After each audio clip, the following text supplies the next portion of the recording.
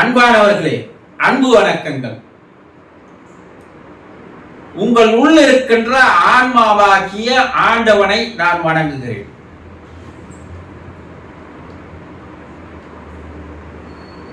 நம்முடைய செயல்கள் தான் நமக்கு காரியங்களாக மாறுகிறது. நாம் மனதில் எதை நினைக்கிறோமோ, எதை எண்ணுகிறோமோ, அதன் மூலமாக சிந்தனையானது வருகிறது. இந்த சிந்தனையானது செயலாக மாற்றம் தருகிறது. இந்த செயல்தான் நாம் வாழ்க்கையிலே வினைப்பதிவுகளை கொண்டு வருகிறது. கர்மான்னு சொல்லலாம் உங்க பாஷையில. அது அவன் கர்மா, அதை அவன் அனுபவிச்சுதான் ஆகணும் அப்படின்னு சொல்றோம் இல்லையா? அப்போ இந்த கர்மான்றது என்னன்னா, பாவம் புண்ணியம் என்று இருக்கக்கூடிய இந்த பதிவுகளை தான் நம்ம கர்மான்னு சொல்றோம். இந்த பாவங்கள் புண்ணியங்கள் எவ்வாறு உருவாக்குறது? என் கர்மா, என் தலைவிதி, என் தலையெழுத்து, நான் என்ன பண்றது? இதெல்லாம் அனுபவிச்சுதான் ஆகணும்னு இருக்கு. அதை இறைவனால என்ன பண்ண முடியாது, காப்பாற்ற முடியாது சொல்றாங்கல்ல. அப்போ உடலால் செய்கின்ற செயலால் வருவது கர்மாவா, பாவமா? இல்ல மனதால் எண்ணுகின்ற எண்ணங்களால் வருவது பாவமா? இதை நம்ம சரியா புரிஞ்சிக்கணும்னா ஒரு சின்ன கதையை நீங்க கேட்கணும். ஒரு தாசியினுடைய வீடு இருக்கு. அந்த ஊர்ல ஒரு தாசி வீடு இருக்கு. இந்த தாசி வீட்டுக்கு நேர் எதிரில் இருக்கிற ஒரு பெரிய மரத்தின் கீழே ஒரு சாமியார் வாழ்ந்து வருகிறார். இந்த தாசி வீட்டிற்கு தினந்தோறும் ஆண்கள் சென்று வருவதை இந்த சாமியார் என்ன பண்ணிருக்கிறாரு, பார்த்து கொண்டே இருக்கிறார்.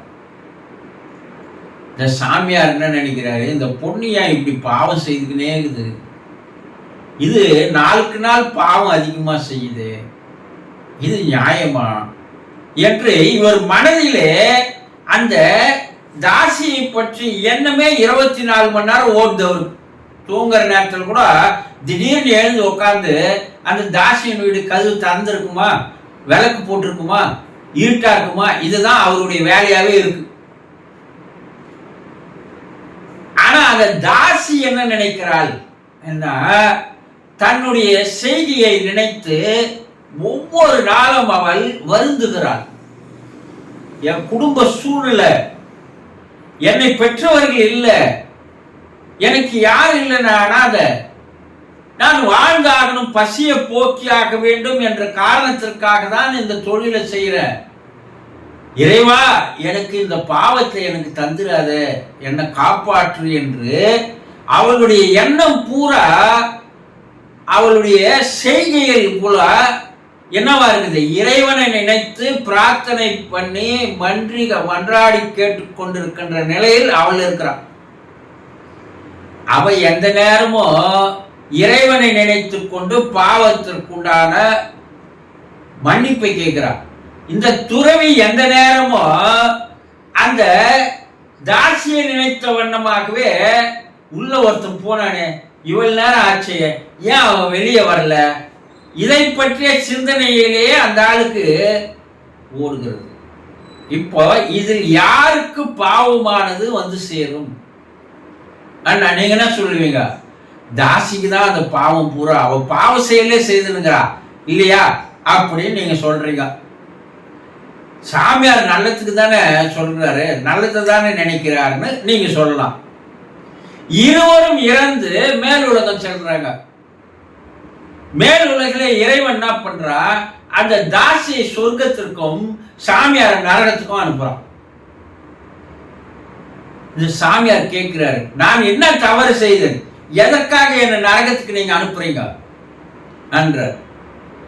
அவள் உடலால் செய்த பாவம், ஆனா மனசால அவ பாவமே பண்ணல. அவ உடலால் தான் அந்த பாவத்தை பண்ணா. மனசால எந்த நேரமும் பாவ மன்னிப்பு கேட்டிருந்தா, தான் செய்வது தவறு என்று அவருக்கு தெரிஞ்சும் வேறு வழி இல்லாத அவள் அதை செய்தா. அதனால அவளுடைய உடலால் செய்த அந்த செயல் பாவத்தில் கணக்கல்ல. ஆகவே அவள் சொர்க்கத்துக்கு போனாள். நீ உடல் நன்றாக இருந்தோ நீ மனசால என்ன பண்ணிருந்த அந்த வேசியை பற்றியே நினைத்துக் கொண்டிருந்த அந்த தாசியை பற்றியே நினைத்துக் கொண்டிருந்த உன் எண்ணம் எந்த நேரமும் தாசியினுடைய செயல் மேலேயே இருந்ததால் அந்த செயல் உன்னை பாவத்திற்கு ஆளாக்கியது. பாவத்தை நீ தான் சேர்த்துக்கணும். உன் மனம் பூரா என்ன இருந்தது? மனம் பூரா அழுக்குதான் இருந்தது, வேற எதுவுமே இல்லை. அவன் மனம் பூரா சுத்தமா இருந்தது, உடல் அழுக்கு.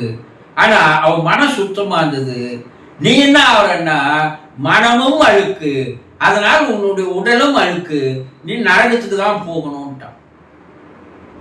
அப்போ நாம் மனிதராகிய நாம் செய்கின்ற பாவங்கள் என்று சொல்லக்கூடிய தவறான செய்கைகள் எதனால் உருவாகிறது என்றால் நாம் எண்ணுகின்ற எண்ணத்தின் மூலமாக தான் அது உருவாகிறது. எண்ணம் ஒழுங்காக இருந்து விட்டால், எண்ணம் சீராக இருந்து விட்டால், செயலும் சிந்தனையும் சீராக மாறும். அது நல்ல வினைகளையே நமக்கு தருமே தவிர நமக்கு பாவ வினைகள் தராது.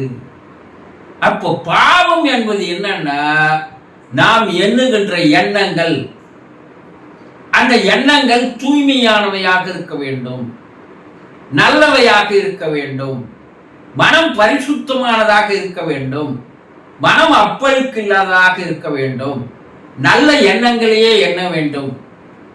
இந்த நல்ல எண்ணங்கள் தான் நமக்கு நல்ல வினைகளை கொண்டு வந்து தரும்.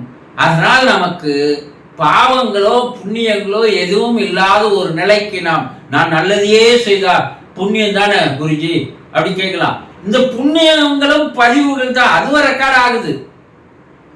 இந்த ரெக்கார்டு இருக்கிற வரைக்கும் உனக்கு மறுபிறப்பு இருந்து கொண்டே இருக்கும். எப்ப நீ ரெக்கார்டு இல்லை நில் பேலன்ஸா மாறுறையோ அப்போதான் பிறவி இல்லாத ஒரு நிலை உனக்கு வரும். அதுதான் மோட்சம், விடுதலை, வீடு பேறு என்று பல பெயர் வைத்து அழைக்கிறார்கள்.